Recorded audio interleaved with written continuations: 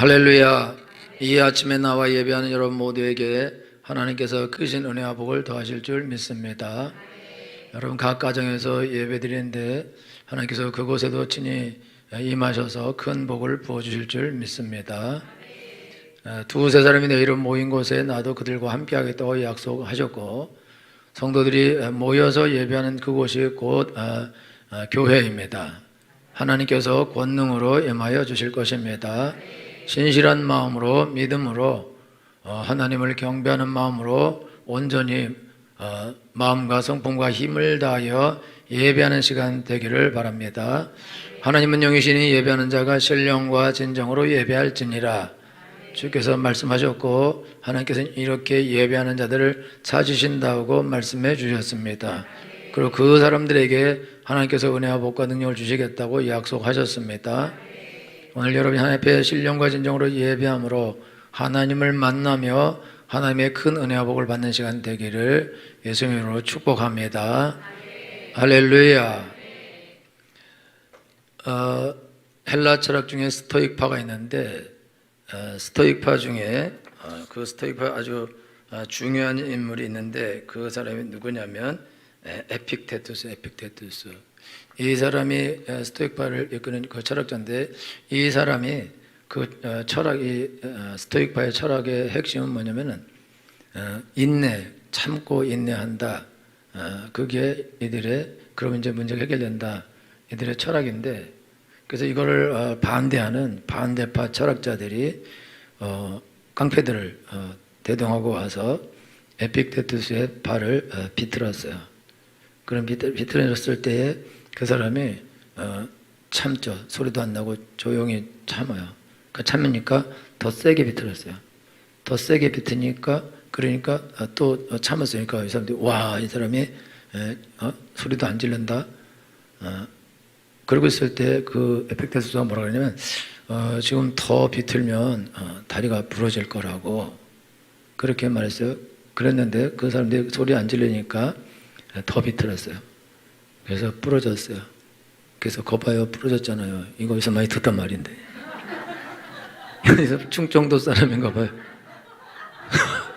그 말이 여기서 나온 것을 내가 알았네요. 부러졌어요. 그러니까 인내했죠. 결과는 부러지는 거죠. 이게 무슨 말이냐면, 이렇게 참을 수 있는 사람이 사실 이 땅에 많지 않죠. 근데 그 사람은 그 철학을 대표하기 때문에 너무나 아파도 그냥 참은 거죠. 그리고는 그냥 부러진 거예요. 그럼 부러지면 더 이상은 이제 또 비틀지는 않겠죠. 다른 다리 또 비틀까요? 이러한 그 철학을 가지고 산 사람이 또 있는데, 윌리엄 어니스트 헬리라는 사람이 아주 영국의 유명한 시인인데, 그 사람은 다리를 절단하는 수술도 했고 배를 개복하는 수술도 여러 번 하고 고통을 많이 당한 사람이에요. 근데 이 사람은 인내하라, 참으면 된다, 이런 그런 철학을 가진 사람이에요. 그래서 그 사람은 시를 썼는데, 인생의 주인은 나이고 인생의 선장은 나다라는 그런 시를 쓴 사람이에요. 그리고 하여튼 뭐 자기 인생을 자기가 하여튼 자기 힘으로 참고 인내하면서 살겠다고 그렇게 선언하고 그렇게 살았는데, 이 사람이 그리스도인이 아니에요. 그리스도인이 아닌데 이 사람이 나중에 결국은 어떻게 죽냐? 자살로 인생을 마감합니다. 그러니까 이게 인생의 주인이 자기인데 삶의 어려운 문제 앞에서, 절망 앞에서 이제 해결할 수 없으니까 죽죠. 우리가 잘 알고 있는 우리나라 시인 중에 김소월 시인은 모르는 사람이 없는 그런 시인인데, 이 사람은 그리스도인이 아닐 뿐만 아니라 예수 믿는 사람을 조롱하였습니다. 그런데 이 정말 천재적인 그런 시인인데, 이분만큼 유명한 시인이었고 그런 시를 쓴 사람이 없는데, 이분도 마지막은 자살로 생을 마감했습니다.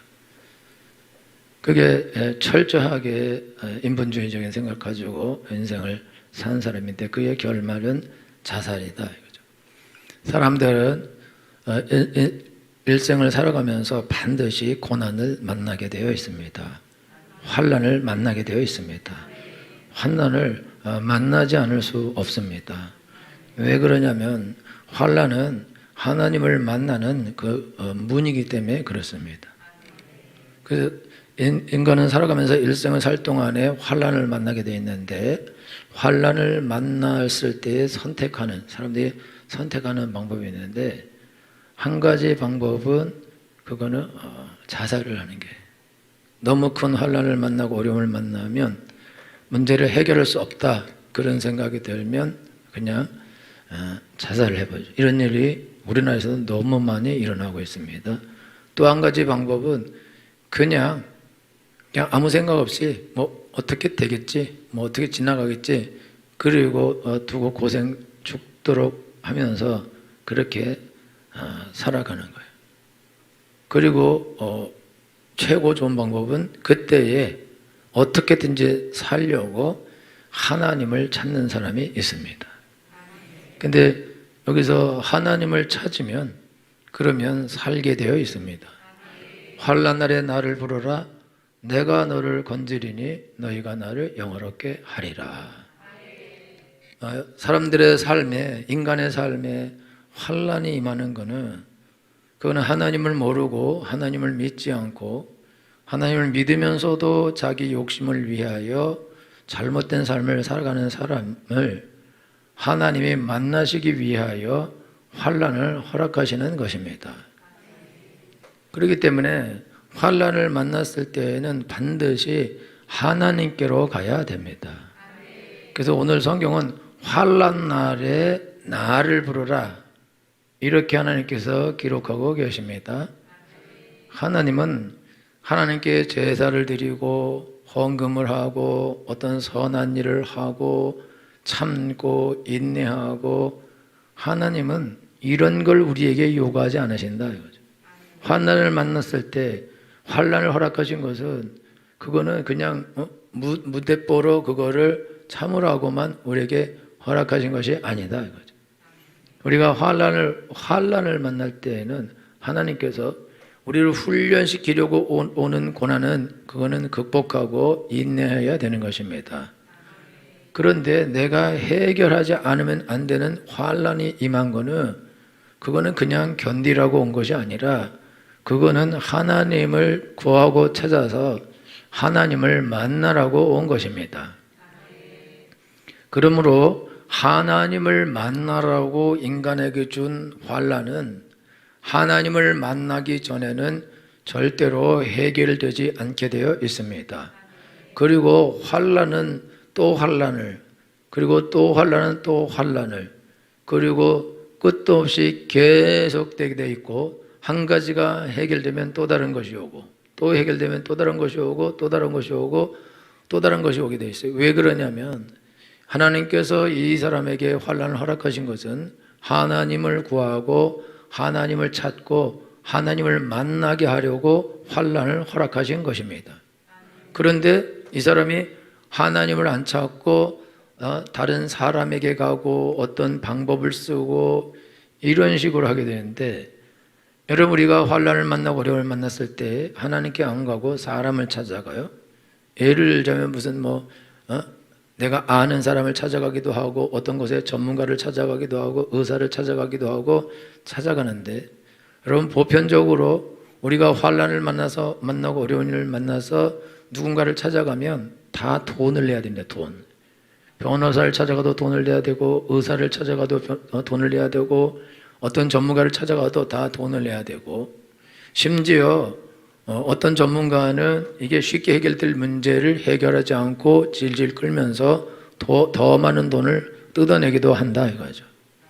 그게 세상이다. 이 세상에는요, 우리의 문제를 공짜로 해결해 줄 사람은 없습니다. 누구에게 가든지 돈을 내야 되고, 그리고 더 많은 돈을 뜯어먹게 돼 있다 이거죠. 여러분 우리가 차를 고치려고 공업사에 가면은 그러면 한 가지씩, 그 다음에 망가질 수 있도록 하나를 고장 내놓는다 그러잖아요. 그래서 적당히 타면 또 고장나서 또 가면 그 다음에 또 오라고 또 고장나고, 그래서 계속해서 끝없이 가서 고칠 수밖에 없는 그런 상황을 만들기도 하고, 아니면은 하나가 고장났는데 그냥 뭐가 플러그 같은 게 빠졌어. 그럼 그거 끼우기만 하면 되는데, 그런데 막 이것저것 조금 막 이래서 그래서 엄청난 그런 수리를 하고 돈을 들여서 고치기도 한다 이거죠. 그냥 그것만 딱 건드리면 되는 건데 그런 일 한다.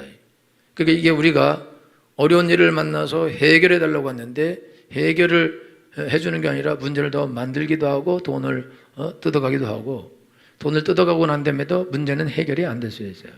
옛날에 제가 콩코드 차 가지고 있었는데 그게 계속 전기 접촉이 이상해서 공업사에 가서 차 고친 데 가서 내장기관을 다 고쳤어요. 모든 걸 다 고쳤어요. 그리고도 고장났어요. 그래서 새 차로 버렸어요. 내장관이 다 깨끗한 걸로 다 하여튼 뭐든지 다 갈았어요.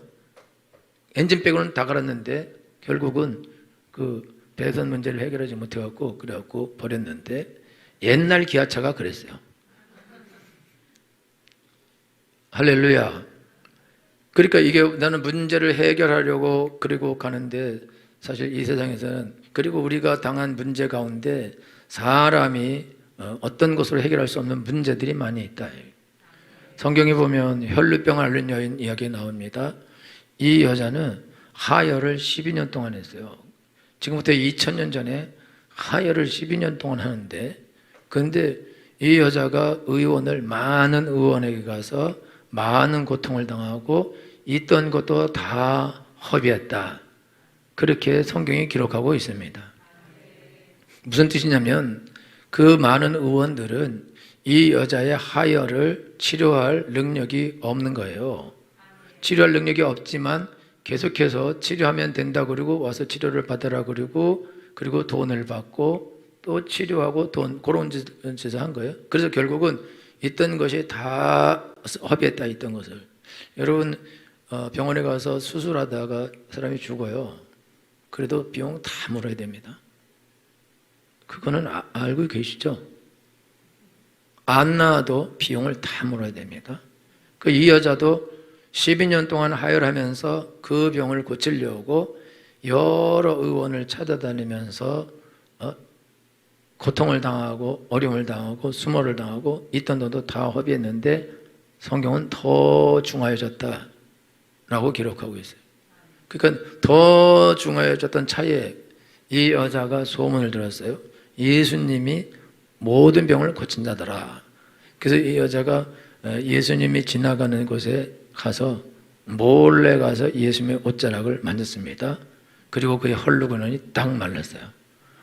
그래서 뒤로 돌아서 조용히 도망가려고 했는데 예수님이 누가 나를 만졌냐고 크게 소리를 쳤어요. 그래서 사람들이 예수님 지금 사람들이 밀치다가 건드린 겁니다. 그러니까 아니다. 분명히 누가 나를 만졌고 내게서 능력이 나갔다.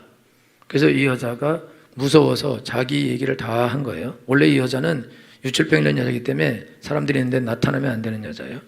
사람들을 이렇게 치고 다니도 안 되는 여자인데 그가 율법을 어기고 그렇게 한 거거든요. 그 돌에 맞아 죽을 수도 있는 일인데, 그런데 그 여자가 다 얘기하고 자기가 12년 동안 그렇게 고생했는데 지금 내가 옷자락만 만져도 낫겠다 그런 심령으로 만졌더니 나았다. 그러니까 여자야 내 죄상을 받았느니라 평안히 가라. 그래서 그가 구원도 받습니다. 평강도 얻고. 만약에 이 여자가 의사에게 갔을 때 의사가 이 병을 치료해 줬다. 그러면 이 여자는 예수님께 오지 않아도 됩니다. 그럼 와서 부끄러움을 안 당해도 되고 그 얘기를 다 하지 않아도 돼요. 그런데 이 여자가 만약에 그 혈루병을 앓고 가서 의원에게 치료를 받았다 그러면 예수님께 안 와서 예수님을 만나지 않아도 되고 예수님을 못 만나고 예수님께 자기 병을 치료를 위해서 뭔가를 안 해도 돼요. 그런데 이 여자는 예수님을 안 믿겠죠? 그러면 지옥에 가겠죠. 또 더 중요한 거는 이 여자에게서 그 병이 낫는다 할지라도 또다시 그 병은 재발할 수 있습니다. 아니면 더 큰 병이 생길 수도 있어요. 왜 그러냐면 이 여자에게 일어난 일은 하나님을 만나야만 낫는 그런 병이기 때문에 그렇다 이거죠. 여러분 성도들의 삶이나 사람들의 삶에서 환난이 어려운 일이 일어나요. 그 환난이 일어나고 어려운 일이 일어나는 거는 그거는 하나님께로 가서 하나님을 만나라 라는 하나님의 부르심이 있는 것이다 이거죠.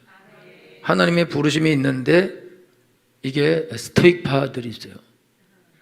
참고 참아서 그냥 다 이런 일이 있는 거야. 그냥 견디고 또 견뎌. 이런 사람들은 결국 견디다가 너무 고통이 심하면 그러면 자살을 선택하게 되는 거죠. 여러분, 너무 고통이 심하면 그거를 어떻게 해결할 수 없다 이거죠. 감옥에서 이제 죄수들을 지키는 그 직업, 간수 그런 것들을 한 직업을 가진 장로님이 있는데요. 감옥에서 교도소에서 사람들이 있는데 어떤 사람들은 막 돌을 닦고 이러면서 무슨 얘기를 하고 이렇게 선하게 살아라 뭐 이렇게 하고 그러는데 사형수예요.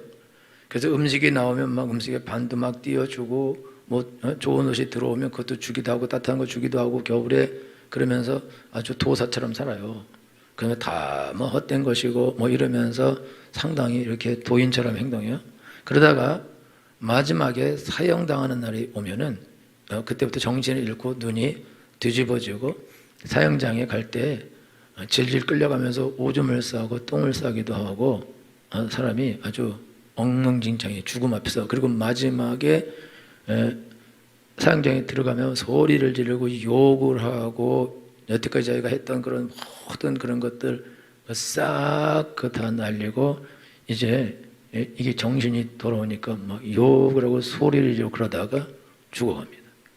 왜 그러냐면 이 사람이 모든 거를 이 돌을 닦아서 마음을 가라앉히면 되는 거다. 그런데 누가 죽음 앞에서 그걸 할 수 있는 사람이 어디 있냐 이거죠. 그러니까 막 소리를 지르고 악을 쓰고 욕을 하고 거기 있는 교도관들, 검사들, 이렇게 참관인들 다 있는데 막 난리를 그렇게 죽이고 그리고 처참하게 죽어가는 거예요.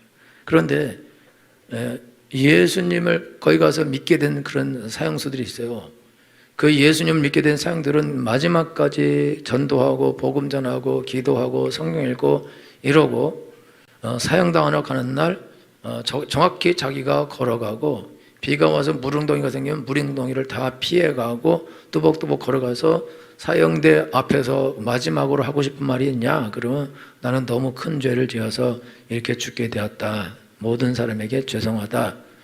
그런데 그래도 내가 여기 들어와서 예수님 만나고 내가 하나님의 아들이 되고 구원받고 내가 천국 소망이 생겼다. 너무너무 죄송하면서 너무너무 감사하다. 나는 이렇게 죽는데 죄 때문에 내가 악을 행하고 죄를 져서 이렇게 죽는 것이 안타까운 사실이지만 그래도 감사한데 여기 앉은 여러분 모두도 나처럼 이렇게 되지 마시고 그리고 여러분들은 좋은 위치에 있으니까 예수님 믿고 다 구원받으시고 천국 가길 원한다. 그리고 스스로 가서 아주 용감하게 죽음을 맞이합니다. 왜 그러냐면 하나님을 만났기 때문에 그런 것이다. 우리가 인생을 살아가는데 인간에게 오는 그런 모든 환난들은 하나님께서 그 사람을 구원하시기 위한 하나님의 작품인 것이다 이거죠. 하나님의 사건이다 그거예요. 그럼 그런 사건이 일어났을 때 우리가 어떤 행동을 취해야 되냐? 여러분 아무리 철학적이고 아무리 공부를 많이 하고 아무리 인품이 훌륭하고 모든 것이 완벽하고 삶을 선하게 살았다 할지라도 환난 앞에서 환난을 비트는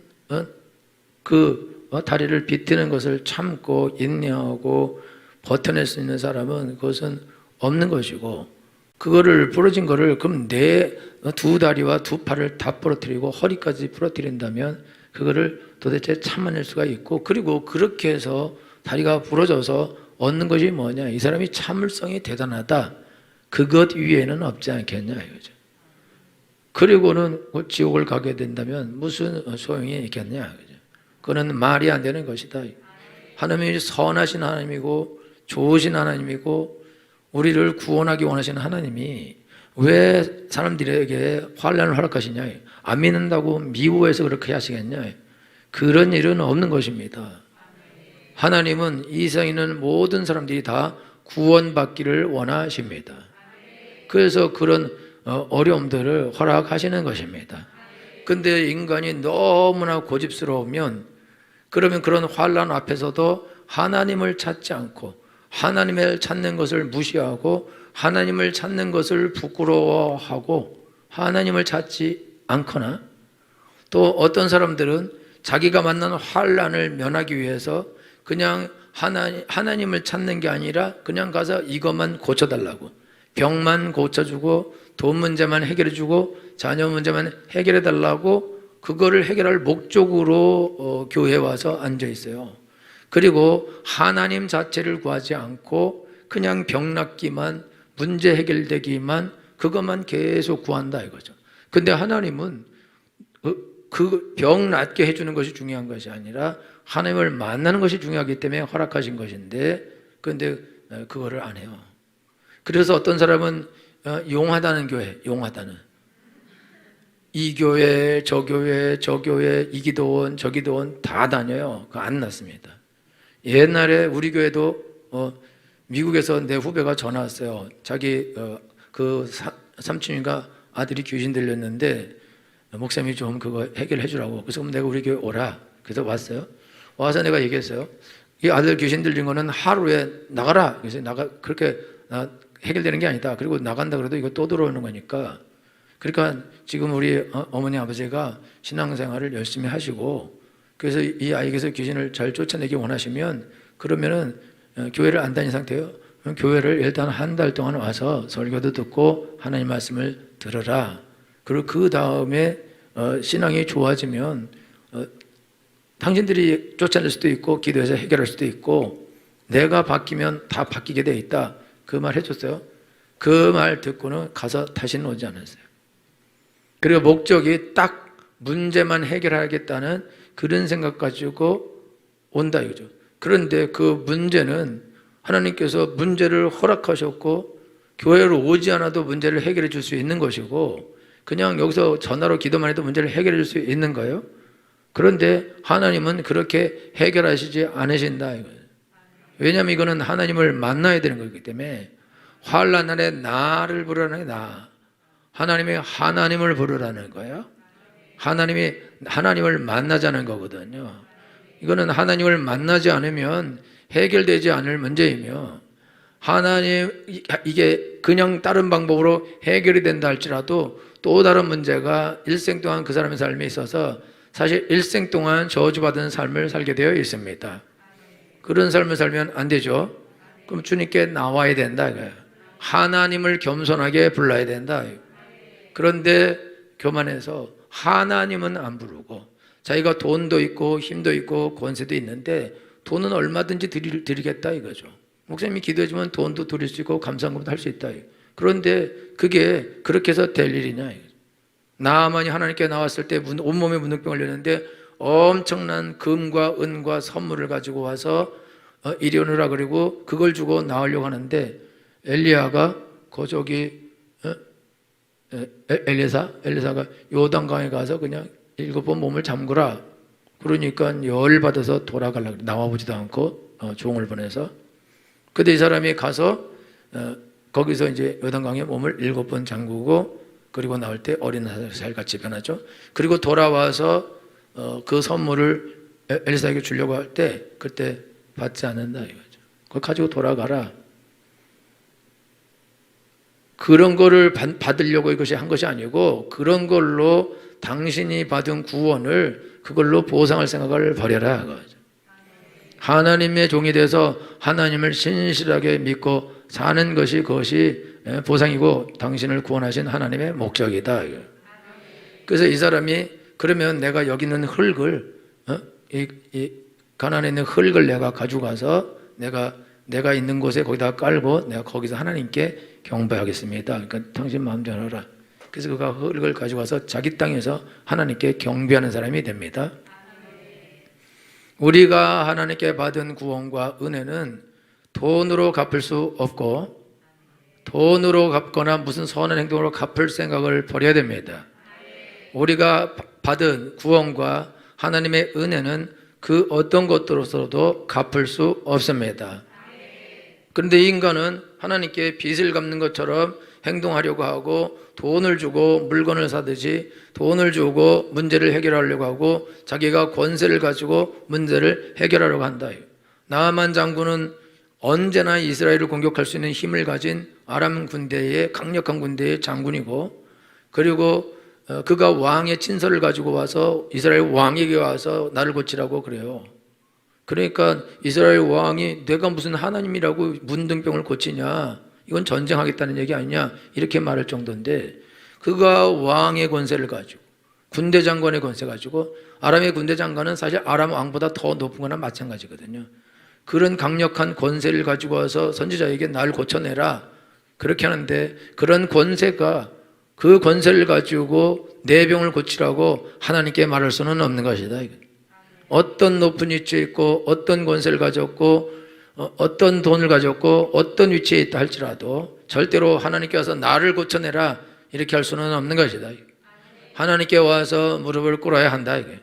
엎드려야 한다. 그래서 나만 장은 나중에서 하나님께서 와서 엎드려서 절하면서 내가 이제 흙을 가져가서 하나님께 경배하겠다, 그렇게 그가 마음을 바꾸고 삶을 바꾸는 것입니다. 그게 진정한 그리스도인의 삶인 것입니다. 조엘은 씨 우리가 잘 아는데, 이분은 8남매 중에 5째인데 집안이 너무 어려운데 엄마가 아들 낳으려고 계속 낳아서, 그래서 마지막이 아들인가 봐요. 딸들은 완전히 그냥 버려두고 그 아들만, 모든 걸 아들에게 다 주고 아들만 위해서 살아가지고 너무 어렵게 살았는데 아주 악착같이 살아나면서 조혜련 씨가 이제 개그맨이 됐죠. 그 개그맨이 될 때 남녀호랑기학교 믿어가지고 그거 기도 열심히 100번씩 했더니 합격했어요. 그리고 남녀호랑기학교 그 전도사가 됐어요. 근데 나중에 그거 했는데 나중에 연예인 돼서 나중에 막 일본도 가고 거기서 하고 그러다가 구설수에 빠져가지고 쫄딱 망했어요. 그래갖고 망해갖고 이제 중국으로 갔어요. 근데 중국에 가서 다시 좋은 남편을 만났는데 예수님을 잘 믿는 남편을 만났어요. 그래서 그 예수님 잘 믿는 남편이 교회 한번 가면 내가 당신을 하나님처럼 왕비처럼 그렇게 섬기고 살 테니까 일생 동안 존댓말 하면서 살 테니까 가자. 그래갖고 갔는데 몇 번 가다가 그가 은혜를 받았어요. 하나님을 만나게 되었습니다. 그래서 변화가 일어났어요. 근데 이 사람은 말씀을 통해서 은혜를 받았어요. 그래서 1년에 성경을 20번씩 20독씩 하는 그런 사람이 되었습니다. 근데 이분이 이제 아이들인데 붕어빵 뭐 이런 데 나오는데 아들이 이름이 우주요. 우주. 정말 우주같이 생겼는데 개판도 이런 개판이 없는 거예요. 그냥 사춘기인데 하여튼 초등학교부터 18살까지 사춘기를 했어요. 18살 때 초졸이에요. 초졸. 중학교도 졸업을 안 했어요. 그렇게 하고 하루 종일 게임만 하고 그렇게 살았는데 얘가 이제 왜 이렇게 되냐. 그리고 그 딸은 여기 한민공가 아주 그 유명한 그 군인들만 가는 그런 사립학교 있어요. 거기 갔어요. 공부를 너무 잘해서. 근데 거기 가서 하다가 너무 스트레스가 심해서 자퇴를 해버렸어요. 자퇴를 하고 1년 반 동안 방에 들어가서 게임만 계속했어요. 근데 얘가 왜 그 1등을 계속하고 중학교 때도 1등하고 그 좋은 학교를 갔냐? 엄마한테 어떻게 이렇게 인정받아 보려고, 사랑받아 보려고 그렇게 했는데, 그런데 이제 가서 거기서 실패가 난 거예요. 너무 잘하는 애들이 왔으니까. 그리고 스트레스 받아서 그냥 포기하고 이제부터, 그리고 들어와서 집에서 게임만 1년 반 동안, 그렇게 공부 잘하는 애가 게임만 하고 엄마한테 욕을 하고 막 대들고 강력한 사춘기를 겪죠. 때로는 엄마한테 내 무릎 꿇어라, 나한테 무릎 꿇고 잘못했다 말하라, 이럴 정도로. 그래서 조혜련 그분이 무릎 꿇고 잘못했다 미안하다 이렇게 말하기도 하고 그렇게 했는데, 그런데 이제 이분이요 은혜를 받고, 그리고는 이제 기도를 하기 전에 기도. 그래서 그 아들을 위해서도 기도하고 딸을 위해서도 간절히 끝없이 기도했는데, 그런데 이 아들이 갑자기 18살에 정신을 딱 차리더니 그 검정고시, 중학교 검정고시, 고등학교 검정고시를 그냥 끝내버리고, 그 다음에 게임을 너무 좋아하니까 재혼한 아버지가 얘를 게임 아카데미에 보내줬대요. 안 되겠으면 그거라도 해야 돼. 그 게임 아카데미 보내서 거기 가서 걔가 공부했는데 그 게임에 대한 거를 무슨 계획서를 이렇게 만드는 거를, 그거를 만들어서 대학에 내서 대학에 수시로 합격해야 돼요.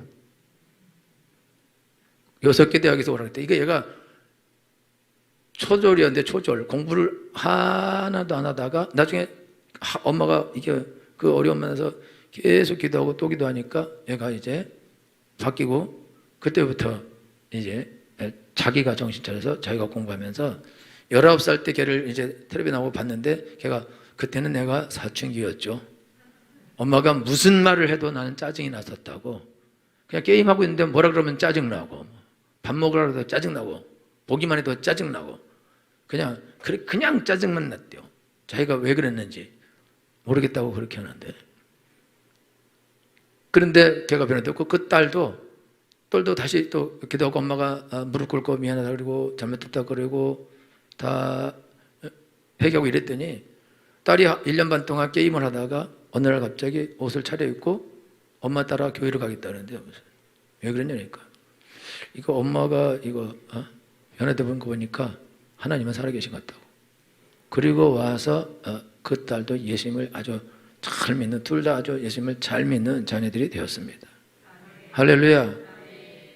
그 조혜련 씨는 정말 이게 겉과 속이 같은 사람 같아요. 골룸 이런 걸 하잖아요.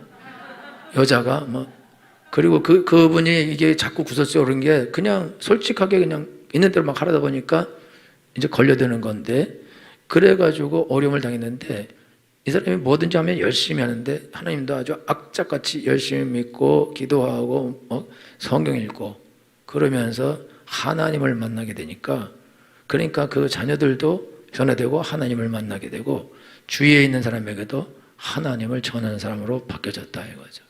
인생이 완전히 달라졌죠. 그가 골룸으로 성공했으면 지금도 골룸하고 있을 거예요. 그런데 그가 어려움을 통과하면서 하나님을 만나고 정말 한 번은 그 이성미라고 같은 개그맨 그 선배가 교회를 억지로 데려갔대요. 그러니까 갔다가 오고 난 다음에 너무 열받아서 자기 그 전화번호부에서 그 이름을 지워버리고 7년 동안 안 만났대. 이 사람이 그 스토익파야. 아주 온몸으로 견디는. 그런데 남편을 만나서 그가 예수님 믿고 이제 변화된다면은 다른 인생을 사는 거죠. 지금부터 너무너무 다른 행복한 인생을 살고 있습니다. 이 땅에서 부자로 잘 먹고 잘 살 때 그게 행복할 거다 생각하는데 그건 다 거짓말이에요. 하나님 없이 행복할 수 없습니다. 영원히 구원받지 못하고 행복은 있을 수 없습니다. 하나님이 살아계신데 그런 일은 있을 수 없는 것입니다. 복은 하나님을 가까이 하는 것이 복입니다. 하나님을 만나는 것이 복입니다. 조혜련 그분의 아들들이 그렇게 강력한 사춘기를 맞이한 것은 엄마가 돌봄 못 받고 자라서 애들을 돌보지 않고 애들을 어릴 때 초등학교 때도 그냥 가서 일본 가서 있고 자기 연예인 활동하고 애를 돌보지 않고 애들을 할머니에게 맡겼다. 그러니까 엄마의 사랑을 못 받고 자라났다 이거죠. 그러니까 아이들은 엄마의 사랑을 받으려고 했는데 그게 없으니까 다 저렇게 난장판이 된 거거든요. 그런데 이제 엄마가 바뀌고 자기들을 사랑하고 그런 거를 아니까 인생이 달라진 거예요. 아이들은 엄마가 연예인이고 돈 엄청나게 많이 벌고 돈 마음대로 쓸 수 있고 뭘 해도 되는 그런 상황이었는데 그러나 인생은 불행한 것이다. 그런데 이제 오히려 엄마는 그 연예인 그거를 이제 거의 안 하고 간증만 할 정도로 밖에서 그럼 돈을 많이 못 벌겠죠. 그러면 돈은 별로 없는 상태다. 그런데 하나님을 만났기 때문에 모든 사람에게 하나님의 구원이 임하고 진정한 하나님의 행복이 임한 것이다. 실질적 삶에서도 행복이 임한 것입니다. 하나님 없는 인생은 불행한 것입니다. 그거는 아주 목마른 사슴과 같은 것이다 이거죠. 인간은 하나님을 만나지 않으면 그 어떤 것도 의미가 없습니다. 구원을 받지 못하면 천국이 없다면 이 땅에서 아무리 부자로 살아도 200년은 살 수 없는 거예요. 반드시 죽어야 되는 것입니다. 람보르기니를 30대 가지고 있어도 매일 바꿔 타다가 그래도 죽어야 되는 것이다. 별장을 봄, 여름, 가을, 겨울 그렇게 별장을 만들고 살아도 그래도 결국은 죽는 것이다. 다 두고 죽어야 되는 것이다. 그리고 삶은 그거는 하나님 없는 사람은 불행한 것이다. 그러니까 왜 하나님은 인간들에게 환난을 허락하시냐? 좋으신 하나님이 왜 그렇게 하냐? 좋으신 하나님이 환난 없이도 인간이 하나님께 돌아온다면 왜 그걸 하겠어요? 환난 없이도 하나님을 부르고 하나님 만날 수 있다면 하나님이 그걸 왜 허락하시겠냐? 그거 없이도 만날 수 있다면 하나님은 환난을 허락하지 않으실 것입니다. 근데 인간은 이 땅에서 잘 나가는 삶을 살 때는 하나님을 쳐다보지도 않고 생각도 안 하고 부르지도 않는다. 근데 자기가 어려움을 당하고 이 세상에 있는 모든 소망이 끊어지고 이제 죽게 생기면 어쩔 수 없어서 거기서 자살을 택하든지 하나님을 부르든지 둘 중에 하나를 하게 되어 있다 이거죠. 그래서 하나님께서 환난을 허락하시는 것입니다. 환난을 만나서 어차피 자살에 죽는 거나 그냥 죽는 거나 둘 다 지옥에 갑니다. 둘 다 지옥에 가는 거예요. 그렇죠? 인간이 어떻게 죽는가가 불행한 것이 아니에요. 죽어서 지옥 가는 것이 불행한 것입니다. 어떻게 죽더라도 천국 가는 것이 복된 것입니다.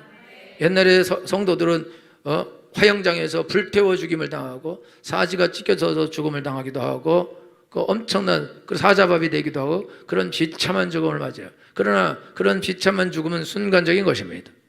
그러나 지옥은 영원한 것입니다. 천국도 영원한 것입니다. 할렐루야.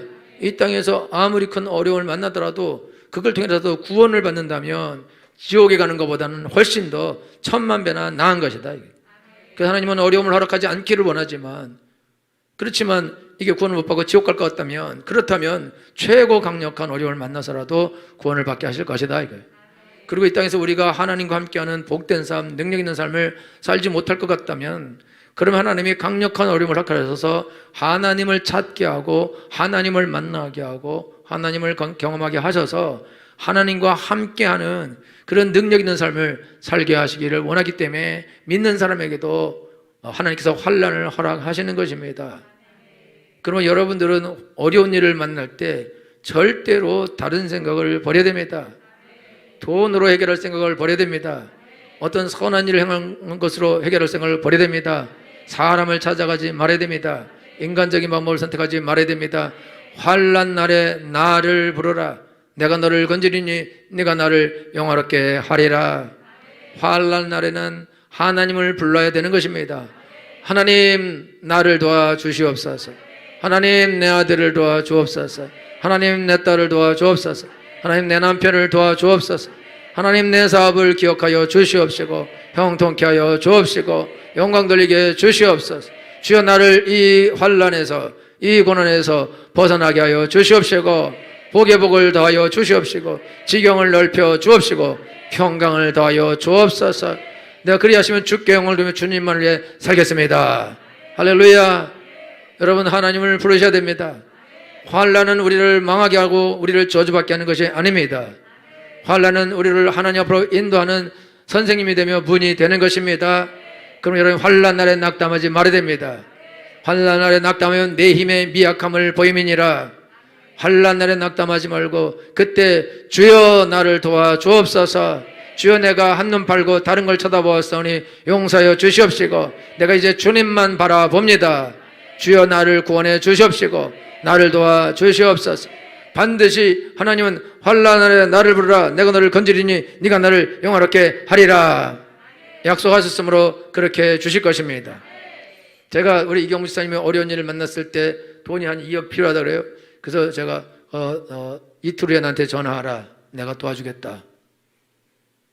그래서 이틀 후에 이경무 지사님이 나한테 전화했어요. 목사님 나한테 2억이 없는데요.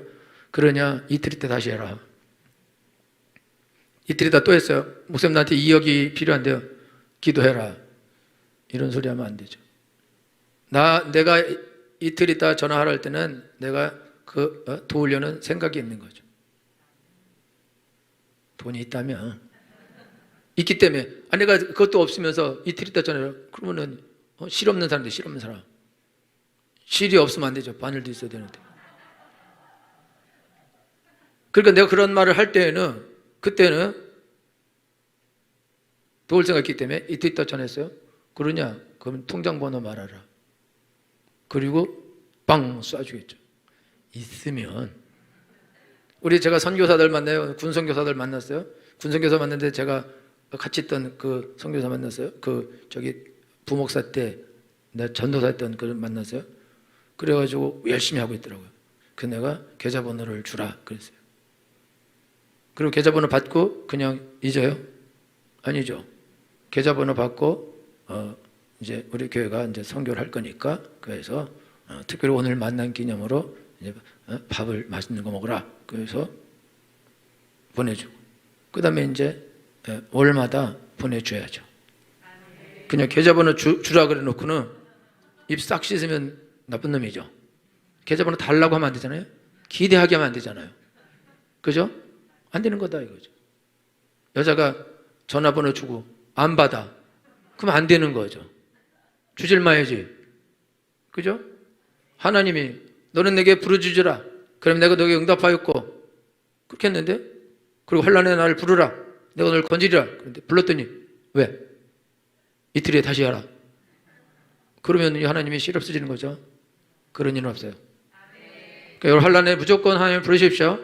약속하셨으니까. 내가 너를 건지리니 네가 나를 영화롭게 하리라.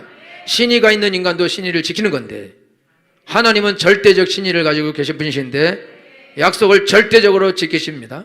안 지킬 수가 없는 것이 하나님인 것입니다. 할렐루야. 환난 날에 나를 부르라. 내가 너를 건지리니 네가 나를 영화롭게 하리라. 그래서 이 조엘은 집사님 같은데 하나님을 영화롭게 하고 있는 것입니다. 하나님의 종들이 하나님 불러서 구원을 받고 하나님을 영화롭게 하는 것입니다. 소경이 주여 나를 도와주옵소서 눈을 뜨게 되고 하나님께 영광을 돌리는 것입니다. 할렐루야. 여러분 환난 날에 반드시 주님을 부르셔야 됩니다. 그리고 하나님의 도움을 받으셔야 됩니다. 그리고 당연히 여러분 도움을 받게 되면 하나님은 살아계시구나. 그리고 사람들에게 하나님은 살아계시다고 증거하는 사람이 될 것입니다. 하나님을 영화롭게 할 것입니다. 그래서 많은 사람이 여러분들의 증거와 간증을 듣고 구원받게 될 것입니다. 그들도 여러분처럼 하나님을 부르게 될 것입니다. 그들도 구원을 받게 될 것입니다. 복을 받게 될 것입니다. 또 다른 사람에게 그들이 말할 것입니다. 내가 하나님을 불렀더니 나를 이렇게 구원해 주셨다. 너도 하나님을 부르자. 이렇게 말하게 될 것입니다. 수없이 많은 사람들이 나를 통해서 구원받게 될 것입니다. 하나님은 나 하나 구원하는 것이 하나님의 목적이 아닌 것입니다. 우리 자녀들 문제 하나 해결하는 것이 하나님의 목적이 아닌 것입니다. 내 삶의 내 직장의 문제, 내 사업의 문제 그 하나를 해결하는 것이 하나님의 목적이 아닌 것입니다. 하나님은 그것을 통하여 내가 하나님을 만나게 하시고 그 만남을 통하여 하나님을 알게 하시고 그리고 그거를 증거하게 하셔서 수천 수만의 사람들을 하나님이 구원하시려고 하나님이 나에게 환난을 허락하시는 것이며 기도에 응답하시는 것입니다. 할렐루야. 사자같이 담대하십시오. 환난을 만날 때 하나님이 나를 버리셨구나 생각하면 안 됩니다. 왜 나에게 이렇게 재수없는 일이 일어나는가 라고 생각하면 안 됩니다. 하나님 왜 나에게만 이러십니까 이러면 안 됩니다. 하나님 어쨌든지 나를 도와주시옵소서. 하나님 문제를 해결해 주시옵소서. 하나님 나의 안타까운 부르짖음을 주여 들어 주옵소서. 반드시 들어주실 것입니다. 하나님의 역사가 나타날 것입니다. 하나님의 기적이 나타날 것입니다. 여러분들이 하나님을 영화롭게 할 것입니다. 기쁘고 즐거운 노래를 부르게 될 것입니다. 그러나 여러분 지혜를 예수님으로 축원합니다. 기도하겠습니다.